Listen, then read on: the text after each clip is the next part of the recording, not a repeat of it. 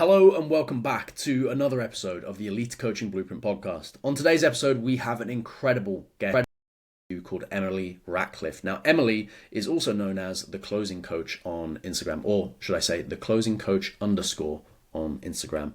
And she is an expert at sales and closing, hence the name. Over the last 2 years, Emily has closed $8.5 million worth of sales, so it's safe to say she knows what she is talking about. She helps businesses all over the world to improve their close rates and ultimately get more clients and make more money. So we have a lovely little treat for you today, which is we're going to be talking to her about how you can do exactly that within your business.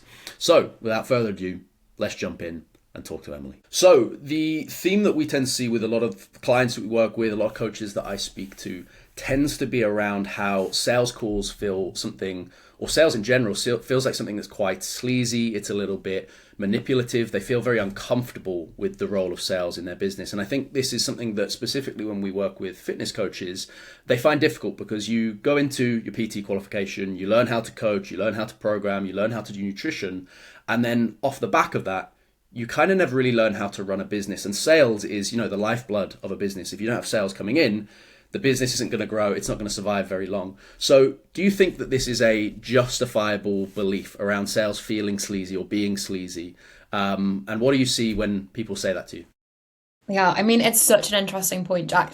And for me, it's a learnt behavior for most people, and it's nobody's fault to have that gut instinct around sales because, as you can imagine, with what I do, we've done so much research around this space. So we actually know that over 50% of sales reps are using sleazy tactics, essentially, because what we tend to find is people with higher EQ are the ones who are better at sales naturally. The ones who have a higher EQ are also very, very in tune to sales being sleazy because they have a high emotional intelligence. So the sales reps that don't necessarily have that EQ are the ones doing sleazy tactics, which ruin it for everybody. So if you're somebody specifically, if you're coming through kind of a PT route, typically you care about people and you care about health. So you naturally have a higher EQ, which is why you're going to be way more sensitive towards it. So I think for me, the first starting point with any PT or anybody in the health kind of industry is to just realign what you're actually doing through sales. So sales for me is never to push anybody into working with you that you can't help.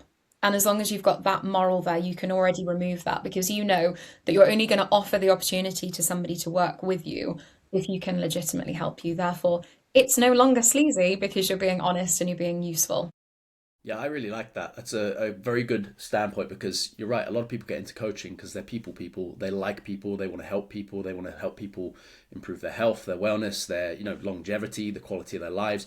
There's so many things that come off the back of helping someone with their health and their fitness, and to feel sleazy and like you can't help people with that is such a barrier to actually being able to do your job really well. And I love what you said there about the kind of moral ethic of this is that actually when you come into sales it is sleazy if you do it in a way which is sleazy and smarmy and a bit manipulative. Of course it is. And I mean, your background, I mean, you live, if I'm right, between the UK and the States, and you're kind of traveling between them a lot. So you've recently just come back from the States. My wife is actually American, and we spend a lot of time there as well. And the difference that I see between kind of sales and marketing in the UK versus the US is absolutely vast. And I think what happens, especially with, a lot of the listeners to this podcast are UK based, but I think I've seen a bit of a shift with sales, within the US as well, is that very pushy, very high pressure sales environment is starting to maybe peel back a little bit and people are starting to feel a bit burnt out with it. Do you feel like there's a big difference between those kind of two environments? And how do you think that kind of leads into this, again, sleazy sort of reputation that sales maybe does have to some people when they look at it in the wrong way? 100%. And again, I'm such a data nerd, Jack. This is the problem. That's good though. It's That's good. actually, well, yeah, it's been a huge change since the start of COVID, simply because and I know that you'll be aware of this, we had so much progression in the tech space since COVID because everybody then had to go remote. So many people were innovating. Everybody got more in tune with doing things virtually. Everybody got more access through people through Zoom. AI started to grow incredibly rapidly, and the impact that that has had is people have more access to the internet, to resources, to ChatGPT, Claude, whatever it is that they're using, than ever before. So what we've actually seen is it's not that resource has changed, or not resource, it's not that that method has changed, it's just that people have become more educated than ever before. So, what I see in the difference between the UK and the US, in the UK, and I'm sure you'll agree with me on this, Jack, we're a little bit more cynical than most, simply because of how we're raised in the country that we're in, right? So, where we tend to think in the UK is, yeah, but is it too good to be true? Immediately, because we're starting to look for where are the flaws, because we never want to be people who are taken advantage of, or to make a wrong decision. So we tend to be less of a risk-taking nation than when we look in the States. Whereas when we look at our lovely US population, they're raised on the American dream, they're raised on blue sky thinking, they're raised on opportunity, and that everybody has the opportunity to become who they are. So naturally, as a nation, they're much more open to looking for, yeah, but what if it went right? So the US population is a lot easier to sell to because of that thought process. Whereas the UK, we just need a little bit more of a nurturing process. And I think where that sleazy strategy that you mentioned before falls short now of this new population that we're seeing both on the US and the UK side is that they're just a lot smarter. And those sales reps that are using those tactics ultimately believe that they are still way smarter and slicker and more agile around these people when they're not. Because we know that, again, going back to the data point, 86% of people will do research before they even consider a sales conversation. So they've already looked at your competitors, they've already looked at your options, they already know what questions to ask because they've asked ChatGPT. So at that point, if you're not somebody who can acknowledge that and make them feel comfortable and informed and educated and respected in that conversation, just like you say, you're going to see that resistance. They're going to pull away from you because you're being sleazy. So yeah, it's more that the population's changed than the sales tactic. Yeah, so it's almost like like you're saying, the population change has almost been forced. I think COVID was such a big force of nature in that sense. Like you say, people going online, especially in the fitness space, people had to go online to survive. And as a result of that, they're all going, how do I sell? How do I do this? How do I do that? And there was this huge influx of kind of business coaching and mentoring and that side of things.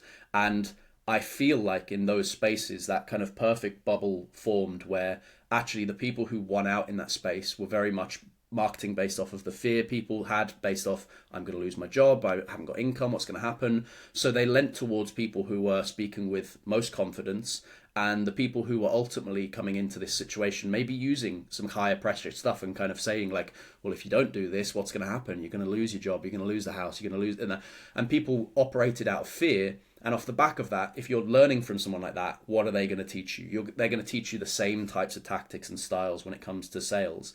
And I think, like you say, as people have gone through that now, since we've been through COVID and, we're up in 2026 now, that experience isn't just the learned experience of the people learning from those mentors and coaches and that side of things, but it's also the buyer's experience of going through that process.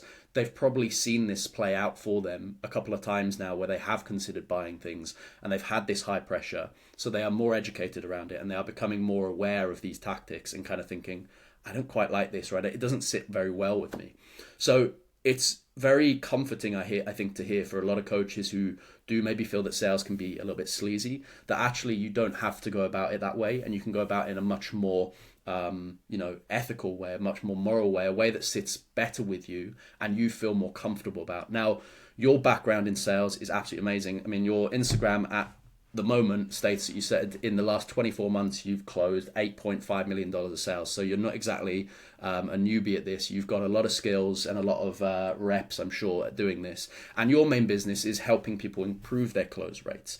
Now, when it comes to getting better at sales and maybe stepping into a way of selling which you feel more aligned with and attuned with, what do you think are the best things that people can start to, maybe lean into, or tactics they can start to kind of maybe try and develop? Because I feel like that EQ side of things is great, but for some people it's maybe something that they have, but it's not quite tuned in and ready yet. They need to kind of learn how to utilize it when they do jump onto a sales call and speak with someone. I mean, I love the question, Jack, because you're totally right. So for me, it's in two different tracks. So yes, what we do in our business is we help people sell better in the actual conversations, but part of it is looking out at a bit more of a wider scope. So first of all, if anybody is listening to this thinking, I'm getting leads in, I'm having these conversations, the first thing I would encourage you to do is take a step back and just look at the whole process first, because any business will have decision makers or business buyers, whatever it is, in four different stages. So you tend to have problem unaware, problem aware, solution aware, and buying decision. And in some sales calls, yes, we can take somebody from problem aware all the way through to buying decision, but it's so much easier to get somebody from solution aware to buying decision. So if you don't have leads that are coming in at that solution aware position, it's a heck of a bigger lift. And what you're going to start to find is you're having more conversations trying to just educate people on who you are, which is a harder sale. So you're going to start to feel like you're being downbeaten because you're like, oh no, I'm not closing anything, and you lose your confidence, right? So the first thing to do is to step back, make sure that in your marketing funnel, in your follow-up sequence, in your turn-up sequence, whatever it is to these sales calls, you have education, you've got case studies, and you're doing your best to move people along that decision criteria. That's the first thing I recommend. I've just to add to that, I think where a lot of people, and this is what we see in the coaching industry quite a lot, again, people go into coaching, they learn how to coach, they don't learn how to run a business, market, all that stuff. So it's new to a lot of people. And when they do, they see other coaches just posting content. So they think, well, I just need to post content, but there's no strategy behind it. And you're very right in saying this, that actually when you zoom out, this whole process of sales actually starts way before the call even happens. This starts weeks and months in some circumstances prior to even someone contacting you. This starts in terms of how you speak to them in content, what problems you're speaking to, what pain points you're speaking to, what solutions that you provide.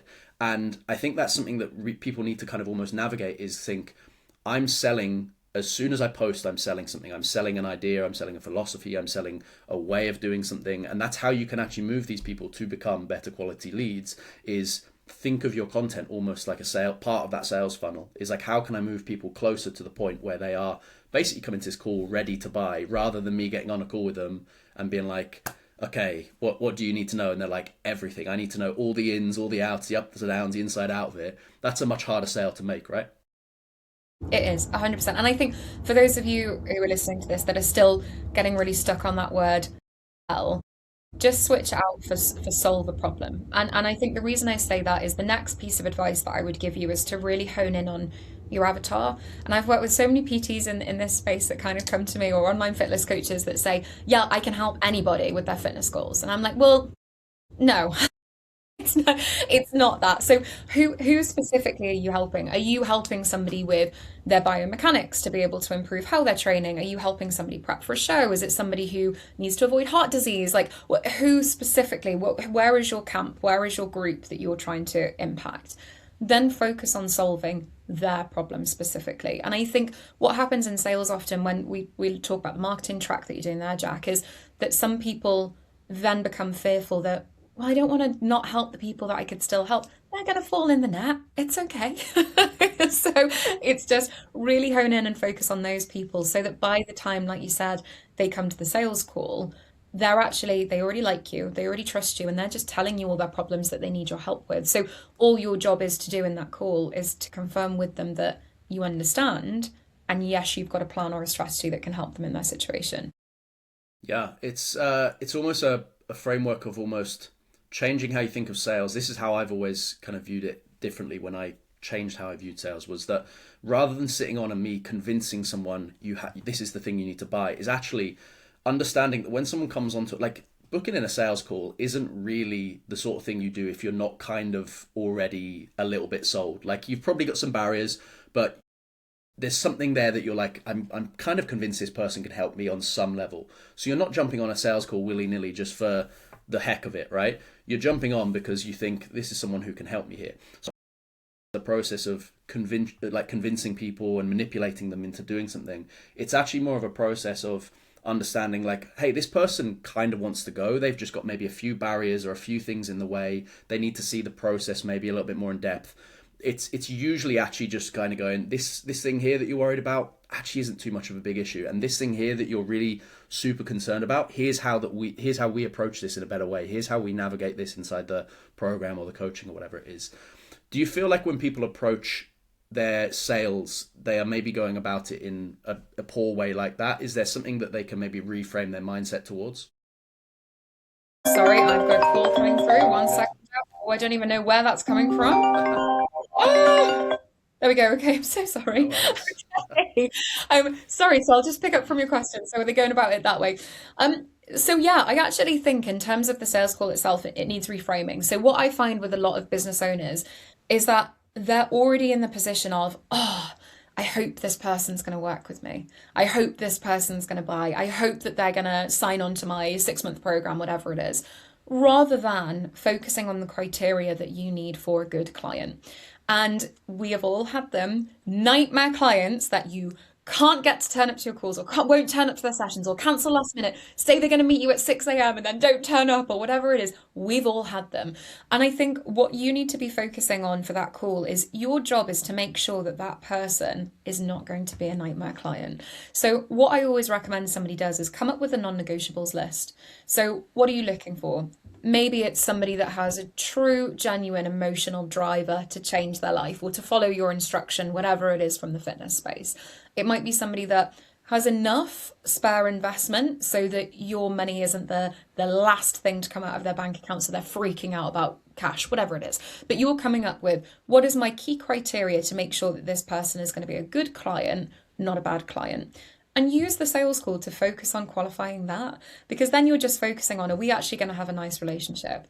And if we are going to have a nice relationship and you can help them, then you can talk about your offers. If you're starting to notice that it's going to be a nightmare client, give them some gentle advice. Send them off to a YouTube video from another creator and say, hey, go get some help over there. It's been great to speak to you. Don't work with them. But when you start to focus on switching that narrative, you'll start to find that your sales calls are a lot more enjoyable. Yeah, it's kind of like dating in many senses, is right. Like a lot of people approach dating from like, I hope they like me, I hope they like who I am, kind of thing. But actually, when you go into dating, you should be going, I hope this person's a good fit me. Do they align with my morals, my values, how I view the world, how I want to, do I want kids? Do they want kids, kind of thing. And if you go into it with a kind of almost, it's like a scarcity mindset in some senses, isn't it? It's like, this person, I hope they sign up with me, because if they don't, I'm fucked. Whereas if they go into it with the mindset of, let's make sure that this is a good quality client, I can genuinely help them, because again, that comes back to that sleazy, salesy kind of mindset they feel. If you can't help someone, it's okay to say, hey, actually, I think you might be better suited for XYZ, and sending them to that resource. You're going to have much more, I feel, satisfaction from your job. You're going to have less of those headache clients as well. And you're going to essentially get better results as well, because ultimately, if you have better quality clients, those clients get better results. And as a result of that, you get more inbound sales coming to you, because you're known for someone who can actually help people to solve the problem. And then it kind of self-perpetuates from there as well, which I think is massive. I was speaking to you about this before we started this, which was something we're seeing quite a lot of inside the fitness industry. And actually, I feel like this is something I'm starting to see in other industries, but obviously I'm so deep in the fitness industry, this is where I see it the most, is this kind of idea of a bit of a trust recession going on. Again, kind of the same motivators coming from COVID. Lots of people went online. A lot of like maybe not the best coaches in the world, or people who were selling to people they couldn't help, came online. People got burnt. People got bad experiences. They got cookie cutter programs. They didn't get what they paid for ultimately. And now people are kind of entering into this world where also we've got, economic changes. We've got recession indicators flash in our face every 5 minutes. People, I feel, are a little bit more not resistant to selling. I think people are still not selling, buying. I think people are a little bit more hesitant or careful with where they spend their next pound or dollar or whatever currency you're using. What are you seeing when it comes to this? Are you seeing this as a trend that you're having to face with maybe some of your clients, or is this something that's maybe not as present for you?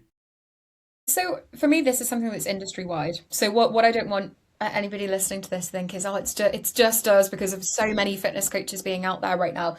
It's industry wide, and it does slightly play into what I mentioned before about people having access to education. And when I say education, I literally just mean a really in-depth Google search. So they have so much more access to information, essentially. And what we're starting to find is, I actually call it a trust transfer in the sales process. So for me, a person turning up to a sales call, whether they want to admit it or not, has got themselves, they've given them a little bit of a prep before they've got on their call, and they're saying, I'm not going to be fleeced. I'm not going to be sold to something that I don't want. I'm going to be able to figure out if this person's a good person or not. And they've had this little internal prep call that they're going to turn up and they're going to stand up for themselves. And let's just use your narratives. They've had a bad experience before, or they've worked with somebody and they've not had help. That narrative in their head is, I'm not going to be had off by that type of person again. I'm going to look out for these patterns that person did, whatever it is. So they then join a sales call or a consultation. with yourself. And they're going through this call, they're holding maybe some cards close to their chest, and they might, because they're being careful with it, mention that, well, yeah, I've worked with a sales coach, I've worked with a fitness coach before in the past, and it didn't necessarily go the way that I wanted it to. Now, sometimes when we lead with people who have a lot of EQ, it's really easy to think, oh, okay, that might be a sensitive topic, so I won't touch it. It's a really wrong thing to do. So what I want you to do at that point is lean into it and say, oh my gosh, well, what happened? Do you mind sharing with me why did you feel like it didn't necessarily go well? Okay, and then ask about it. You need to understand what that problem was, because that's when the trust transfer starts to happen. They need to believe that you are now going to be the person to stick up for them. And only then will they totally release that trust. So for me, it's a really good thing when somebody's had a past experience that hasn't gone so well, because we get to really early on find out what happened. So for two reasons, that we can make sure we don't sell the same thing.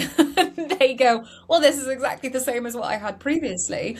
And then also, so we have the chance to do that trust transfer, so that when we come to talking about the service that we're going to offer, whether it's that you're going to add in another onboarding call so they feel really confident, or that you're going to double check their diet plan, or whatever it is, they feel like, okay, that's going to solve the risk for me having the same experience. So there is a trust recession, like you say, but for me, it just means that we need to make sure that we're installing that trust transfer inside those sales conversations. Yeah, absolutely. I think in practice as well, for anyone who's kind of listened to this and going, well, how does that actually look in practice in terms of sales calls? One of the ways that we maybe see this is, I see this quite a lot, and our clients see this quite a lot, is one of the biggest, I wouldn't say this isn't really an objection, because it's very easily handled, I would say. And I think maybe there's a slight difference. Maybe you would agree or disagree with this, but I feel like objections are more, actually, this is something that happens after you pitch, and then they go, well, actually, I have a problem with this, rather than being something that you can just handle as a hurdle through the conversation, right? So during that conversation, if someone does come to you and say, you know what, I worked with someone before and the experience wasn't that great, and I was like, well, what was it about that? And they say, oh, I didn't get much support here, and I felt like I was really left alone when it came to, XYZ. That's one of the most common things that we get on calls. And very much like you're saying there, the biggest thing that I want to do there is actually find out, why was that? Why did you feel like you didn't get support? Because that's really broad. That could mean a million and one different things. But when someone sits down and says, well, I was kind of just left alone all week, and then I got a 2-minute conversation once a week to do this, and I'm like, okay, cool. Well, support, WhatsApp, this is how we solve it. And it's almost like when people are saying, this is my concern, or this is something that I have as a barrier for me, or this is something that didn't work for me before, or this is who I worked with before and it didn't play out in a way I liked.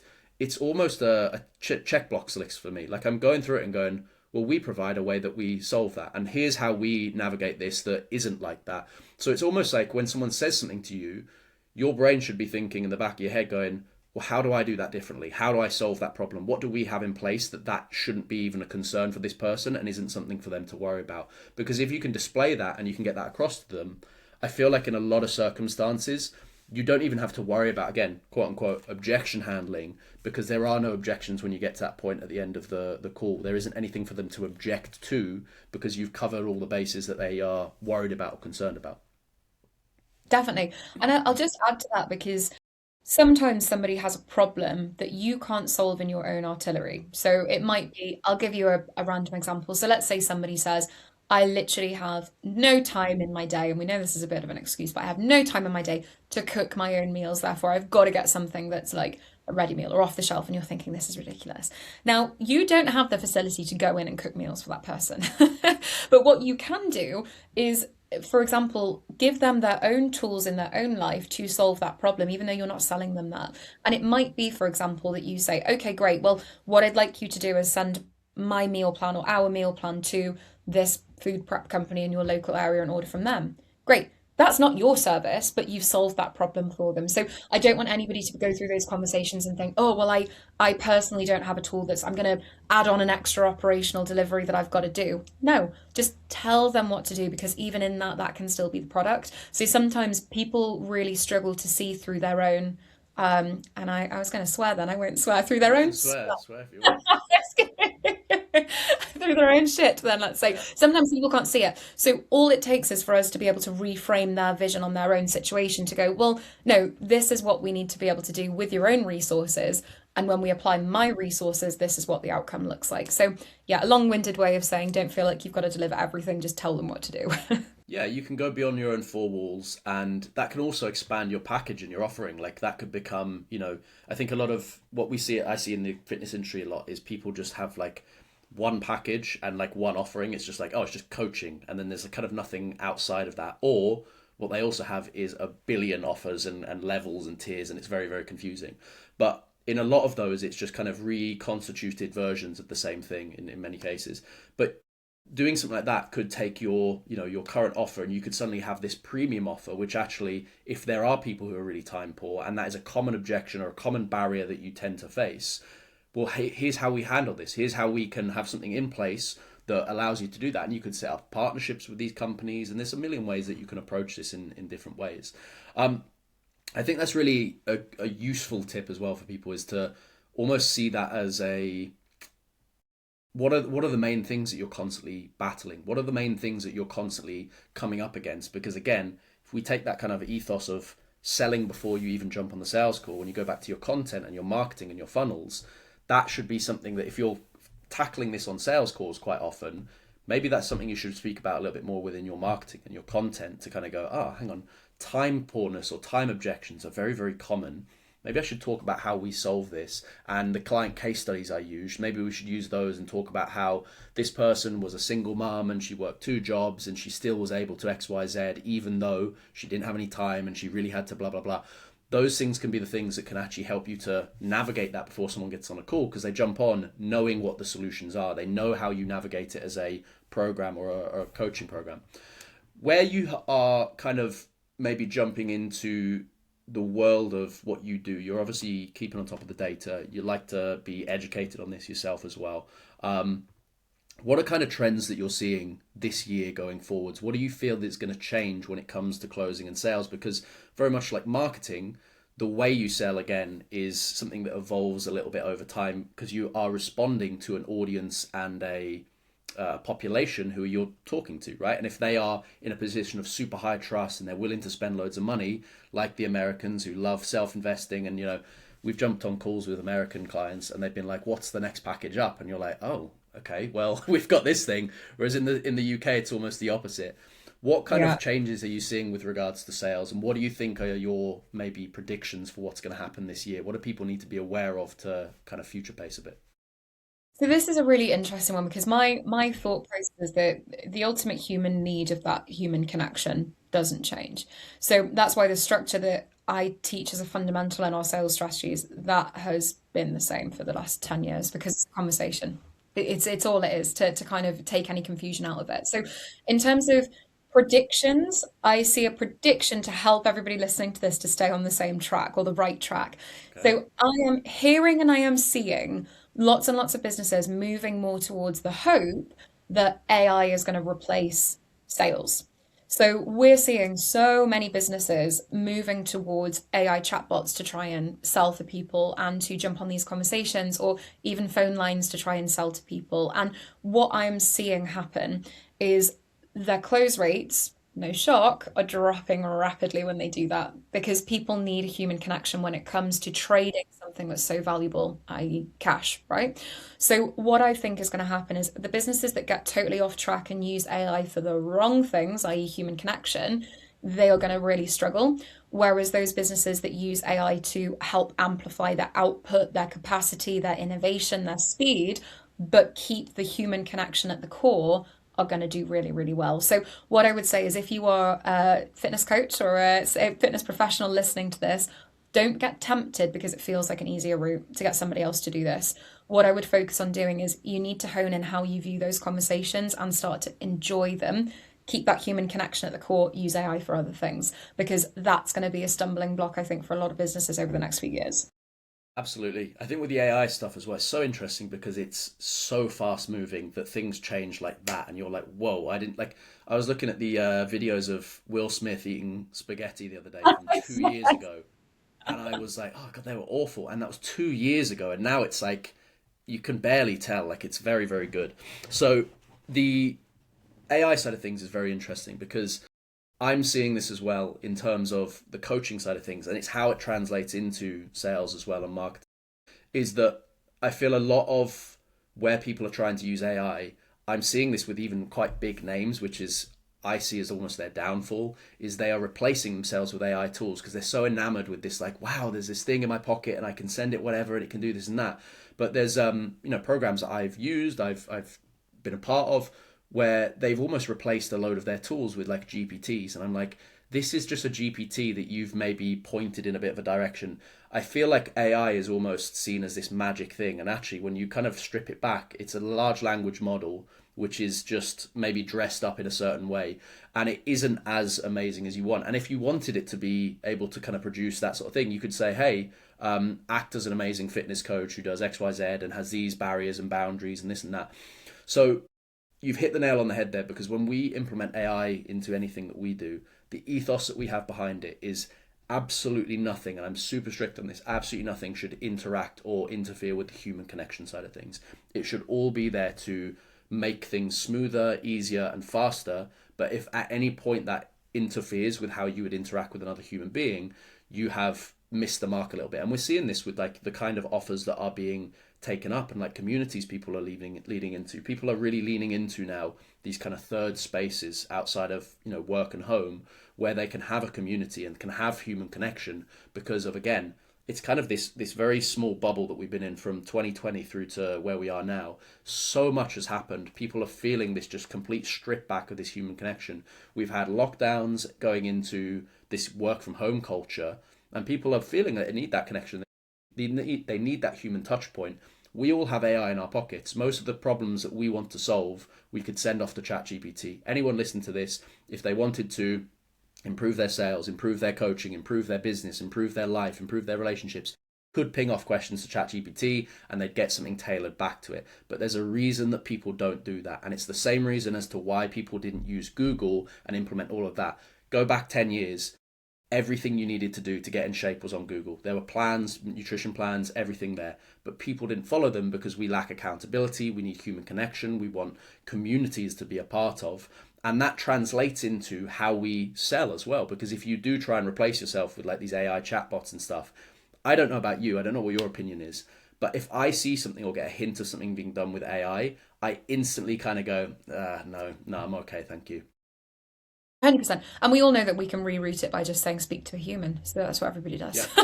So exactly. Yeah, exactly. Speak to same a thing. human and then figure it Yeah, out. so I think on that side, I just well last week was in an amazing conference in San Diego with a lot of I'd call them whales in the business industry, absolutely insane net worths, really really visionaries, and it's the same ethos of nobody in this space is going to be replaced by AI, but we will be replaced for people who don't know how to use it correctly. Or who do you know how to use it correctly? Sorry, not the other way around. So I think just like we've said there to kind of round up the AI space, it will not replace that human connection piece, or we hope it won't.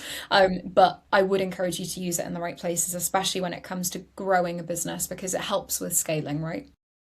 Absolutely. It does make things a lot faster. Like the amount of marketing I can do now is literally 10 times what I could do before, but I have to be very careful. I could make that 50 times, but if I did 50 times, it would lose that human touch. So I have to be so careful about how I'm using it. And I think that goes for everything we do, because I think sales and marketing are very much unanimous. They're very much the same thing in different lenses. When it comes to the sales side of things, then to kind of round this up and get us onto a kind of the final track, so to say, with a lot of coaches, I feel like the thing that they would need to do from listening this to this then is start to kind of view sales in a way which is more moral, more ethical, a way that aligns with them a little bit better. And like you said, zooming out and kind of going, what do I need to show to someone? What do I need to kind of display here to kind of get people across the line? If someone's listening to this and they are a complete beginner diving into sort of sales for the first time, what would be your number one piece of advice to that person? And then the same question, but for someone who's maybe a little bit more experienced, but they want to just see their sales, their closing improve, because ultimately that's what you're the expert at. Okay, so great question.